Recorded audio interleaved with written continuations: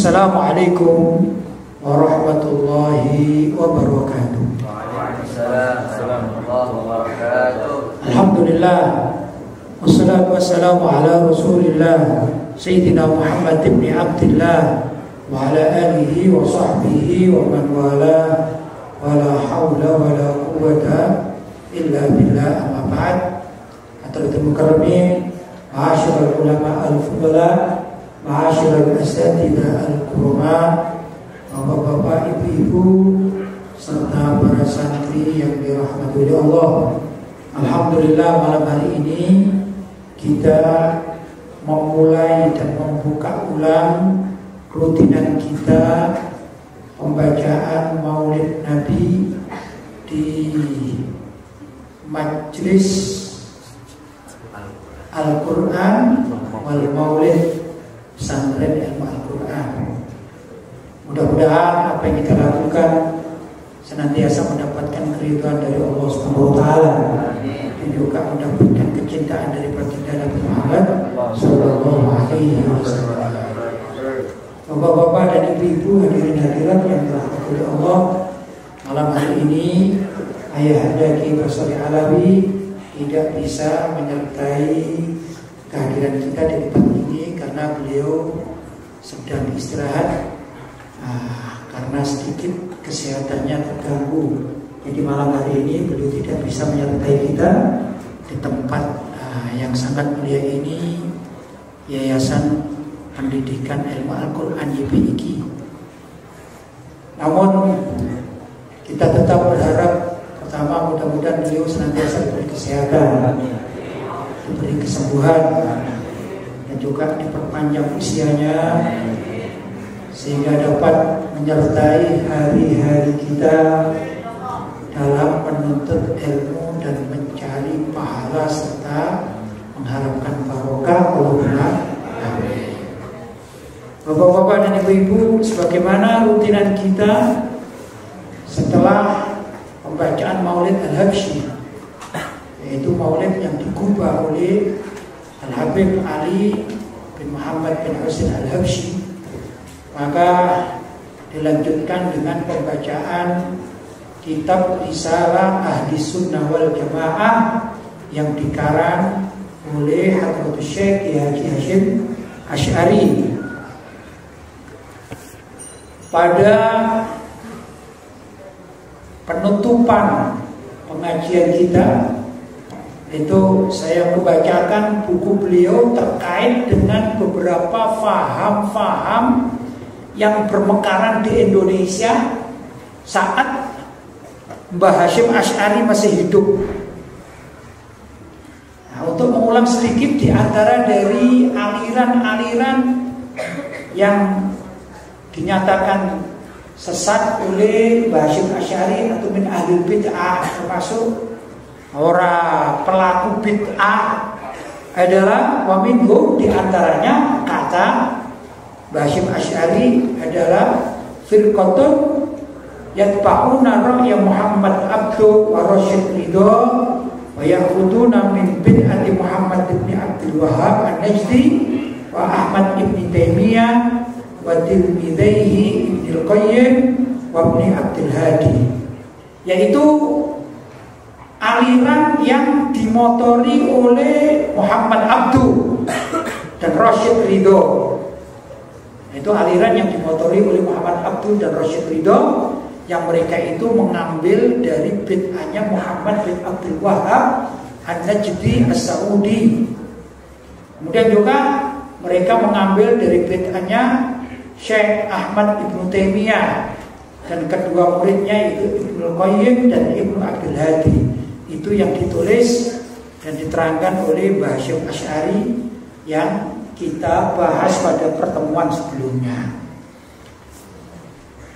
Maka malam hari ini akan saya lanjutkan pembacaan kitab beliau agar sambung. Bismillahirrahmanirrahim. Qala al-allama al-Syekh Muhammad Bakhit al-Hanafi al-Muti'i fi risalatihi al-musamma Tadhirul Fuad min Danasil I'tiqad wa hadzal fariq qad ibtuliya al-muslimuna bi katsirin minhum salafan wa khalafan fakanu wasmatan wa zulmatan fil muslimin wa udwan fasidan yajibu qat'uhu hatta la yu'dil baqi fa huwa kal mazlumi yajibul firaru minhu fa innahum fariqun yal'abuna bidinihim yadhummuna al-ulama salafan wa khalafan wa yaquluna innahum ghairu ma'sumin fala yanbaghi taqliduhum la farqa fi dhalika bainal ahya'i wal amwat wa yat'anuna 'alaihim wa yulquna syubhat wa yadharunaha fi 'uyuni basairi du'afa lituhmi absarahum an uyubiha ula yaksuduna bidzalika ilqa al-adawati wal baghdha bi hululihim al-jawwa wa yas'auna fil ardi fasada wa yaquluna 'ala Allahi al-kadhiba wa hum ya'lamun yaz'umuna annahum qa'imuna bil amri bil ma'ruf wan nahyi 'anil munkar khaduna an-nasa 'ala ittiba'i syar'i wa ijtinabil bid'ah wallahu yashhadu innahum lakadzibun.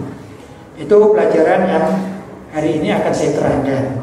Secara ringkas, Mbah Hasyim Asy'ari mengatakan bahwasanya apa yang disampaikan oleh para pengikut Muhammad Abduh dan Rasyid Ridho dan juga para pengikut Syekh Ibnu Taimiyah, Syekh Ibnu Qayyim dan Syekh Ibnu Hadi itu tiada lain telah bertentangan dengan pendapatnya para ulama dunia dari masa ke masa dan juga pendapatnya atau amalia umat Islam di segala tempat atau di mana saja berada. Jadi kelompok ini dulunya kecil, kelompok ini berbeda pendapat di dalam amalia.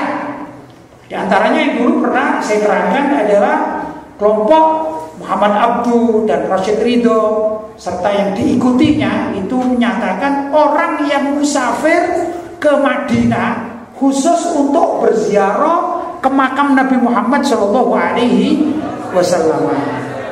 Kemudian orang yang berziarah itu meyakini bahwa apa yang dilakukan itu mendapatkan pahala. Maka kata kelompok Muhammad Abduh dan Rasyid Ridho itu pendapat yang salah. Bahkan orang yang berangkat khusus pergi ke Madinah untuk ziarah ke makam Nabi Muhammad SAW, menurut Muhammad Abduh dan Rasyid Ridho itu adalah perbuatan haram. Nauzubillah. Jadi ini jelas kita umat Islam, ya alhamdulillah saya juga di Madinah hidup 3 tahun. Orang yang ziarah ke makam Nabi itu tidak ada henti-hentinya. Setiap Masjid Nabawi dibuka mulai dari menjelang sholat subuh, atau kalau sekarang kurang lebih hitungan di Indonesia ya, barangkali ya, mulai jam 2 malam sampai kurang lebih jam 9 malam kalau hitungan Indonesia. Itu nggak ada orang yang tidak berziarah. Artinya hampir tidak pernah ditemukan makam Nabi itu sepi. Tapi setiap saat ada orang berziarah makam Nabi Muhammad SAW. Mulai dari para ulamanya sampai juga kalangan awam umat Islam, mereka rata-rata berziarah ke makam Rasulullah SAW. Itu diharam-haramkan. Dikatakan haram. Kalau haram berarti berdosa. Jadi menurut mereka orang yang berziarah ke makam Nabi itu berdosa. Kalau menurut kita justru berpahala dan dianggap ibadah. Nah, ada seorang alim bernama Syekh Muhammad Bakhit Al-Hanafi mengarang kitab yang namanya Tadhirul Fuad. Beliau mengatakan itu kelompok yang tadi yang sekarang lebih trending dikatakan sebagai kelompok Wahabi ya. Kelompok Wahabi juga menisbatkan diri sebagai kelompok Salafi menurut mereka. Kalau kita mengatakan itu adalah kelompok Wahabi, kata Syekh Muhammad Bakhit bahwa kelompok ini telah menguji menjadi musibah bagi mayoritas umat Islam. Jadi menguji umat Islam dunia. Artinya banyak umat Islam yang terpengaruh dengan kelompok ini. Jadi ikut pemahaman yang salah di beberapa tempat begitu. Maka orang-orang yang ziarah ke makam Rasulullah SAW diharam-haramkan, bahkan dibid'ah-bid'ahkan, dikatakan sesat. Ziarah ke makam Nabi dikatakan sesat. Ini jadi telah menyesatkan ya, kelompok ini menyesatkan. Kemudian keberadaan kelompok ini juga ada ya sejak zaman tersebut, sejak keberadaan Ibnu Taimiyah. Sejak keberadaan Ibnu Taimiyah itu sudah ada kelompok tersebut. Yang mungkin sekarang sekitar 400-500 tahun yang lampau ini sudah ada. Ya, pemikiran-pemikiran yang tidak sesuai dengan pendapatnya para ulama terdahulu. Kata Syekh Muhammad Baqir, sesungguhnya kelompok ini ibarat tubuh ini. Kalau umat Islam ini tubuh atau manusia, maka ini menisbatkan pada Islam. Tapi sesungguhnya ini dianggap salah satu dari anggota tubuh. Jadi kalau tubuh ini kan lengkap ya, mulai dari kepala sampai ke ujung kaki ya ada tangan, kayak gitu ya. Ini dianggap tangan lah. Tapi tangannya ini sakit. Dan sakitnya ini sudah sakit parah yang menurut Syekh Muhammad Baqir selayaknya diamputasi. Selayaknya diamputasi. Agar apa? Ya misalnya kalau ada orang kena penyakit gitu ya, lepra misalnya, atau penyakit yang kena tetanus misalnya, atau penyakit gula yang sudah membusuk. Nah itu kalau nggak dipotong, ini bisa menggerogoti tubuh yang lain. Maka selayaknya kalau ada kelompok ini menurut Syekh Muhammad Baqir tidaklah dipotong, jangan diberi kesempatan begitu maksudnya. Ya, jangan diberi peluang. Kenapa? Kalau kita sedang sakit, ada tangan kita misalnya, ibu jari kita ini sakit membusuk. Ini kalau dibiarkan akan merantak terus sampai mengenai seluruh tubuh. Maka menurut ilmu kedokteran sebaiknya dipotong begitu. Ya. Nah kalau aliran ya nggak bisa dipotong, artinya ditinggalkan, jangan sampai diikuti. Bahkan anggap saja, kata Syekh Muhammad Baqir, ya, anggap saja ini kal majdumi, seperti penyakit lepra. Yajibur firar minhu, yang kalau ada orang di suatu tempat gitu ya, terjangkit penyakit lepra, kemudian ada orang sehat di tempat itu, satu dusun misalnya, maka seharusnya yang sembuh ini pergi dari dusun tersebut. Kenapa? Karena lepra ini menular. Lepra itu penyakit menular. Kalau orang kena lepra itu misalnya jari jemarinya kena lepra, itu bisa terpotong satu-satu, merotol satu-satu ya. Nah, begitu, copot satu-satu. Nah ini menular. Maka diperintahkan untuk lari sejauh-jauh dari penyakit lepra tersebut agar tidak tertular. Lah, akidah atau aliran yang dibawa oleh Muhammad Abduh dan Rashid Ridho menurut Syekh Muhammad Baqir ini seperti suatu tempat ada musibah kena lepra, sedangkan di situ ada orang sehat, maka yang sehat ini hendaklah segera menjauh. Begitu maksudnya. Kenapa? Ya, karena penganut Muhammad Abduh dan Rashid Ridho, keduanya itu mengikuti Syekh Muhammad bin Abdul Wahab, pencetus aliran Wahabi yang ada di Saudi. Itu mengatakan begini, bahwa ulama-ulama terdahulu yaitu setelah Rasulullah wafat, di antaranya para sahabat, kemudian juga para tabi'in, kemudian ulama-ulama salaf terdahulu, mereka ini ziarah ke makam Rasulullah Shallallahu Alaihi Wasallam. Para sahabat banyak yang ziarah ke makam Rasulullah Shallallahu Alaihi Wasallam. Tapi oleh Syekh Muhammad bin Abdul Wahab dikatakan, oh itu orang-orang terdahulu itu bukan orang yang maksum. Maksum itu terjaga.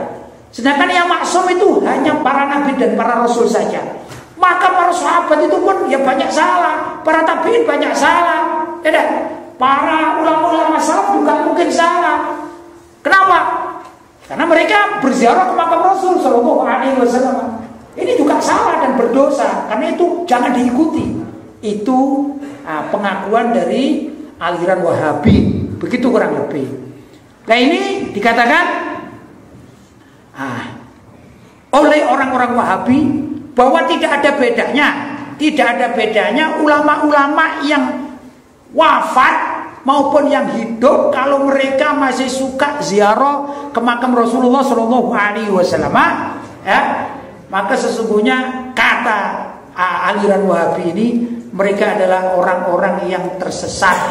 Nah, dengan ucapan-ucapan semacam itu, maka kelompok Wahabi tidak sadar kalau mereka ini sebenarnya telah menghina umat Islam, bahkan menghina ulama-ulama yang lebih dahulu. Paling tidak ulama-ulama di kalangan para sahabat, para tabi'in, tabi'ut tabi'in, ya, para a'immah.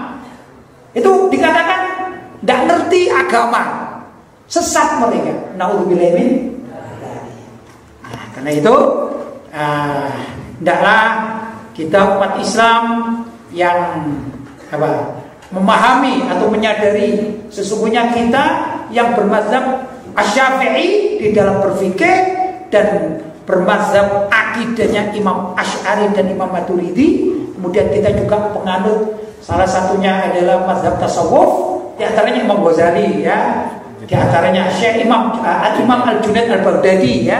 Nah, itu meyakini kebenaran antara lain yaitu yang diajarkan oleh Nabi Muhammad SAW, dilanjutkan oleh para sahabat, oleh para tabi'in, tabi'ut tabi'in, sampai ulama-ulama yang 4, yaitu siapa? Imam Hanafi, Imam Maliki, Imam Syafi'i, dan Imam Hambali.